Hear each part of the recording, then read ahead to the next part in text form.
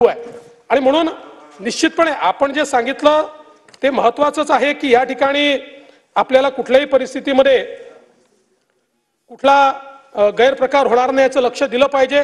त्या संदर्भात आपण कारवाई केली आहे। आता आपण हा देखील निर्णय घेतलाय की परीक्षा केंद्रामध्ये जे लोक जातात, कारण याच्यामध्ये तर काय आहे की ऑनलाइन मध्ये एन्क्रिप्टेड असतो पेपर, त्यामुळे तो फोडणं एवढं सहज शक्य नाही। हे कुठे होतं, एखाद्या परीक्षा केंद्रावर जेव्हा पहिला मुलगा लॉग इन होतो, तो लॉग इन झाल्यानंतर पेपर सगळ्यांना उपलब्ध आहे, म्हणजे सगळ्या लोकांना, आणि तो पेपर मग त्या केंद्रातल्या लोकांनाही लॉग इन आहे। त्या काळामध्ये कदाचित ते समजा कर्मचाऱ्यांनी काही संगनमत केलं असेल तर त्या तासभरामध्ये तो कोणाला तरी बाहेर ठेवून वगैरे असं काही करू शकतो, त्याला आगाऊ पेपर मिळणं कठीण आहे।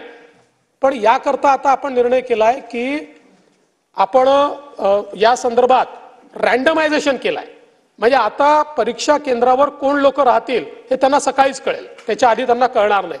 दुसरं, जसं आपण इलेक्शन मध्ये त्या ठिकाणी ऑब्झर्व्हर ठेवतो, तसं उपजिल्हाधिकारी लेवलचे अधिकारी हे सगळ्या परीक्षांना त्या ठिकाणी ऑब्झर्व्हर म्हणून आपण पाठवतो की त्यांनी जाऊन त्याचं ऑब्झर्वेशन हे केलं पाहिजे।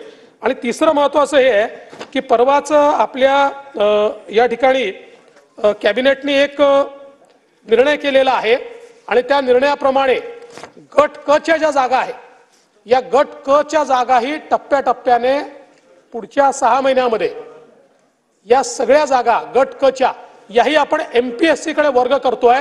याचीही परीक्षा आता एमपीएससी घेणार आहे। त्यामुळे या संदर्भात आता जी काही लोकांची मागणी होती की एमपीएससी ने करावं, तोही आपण विषय केलेला आहे।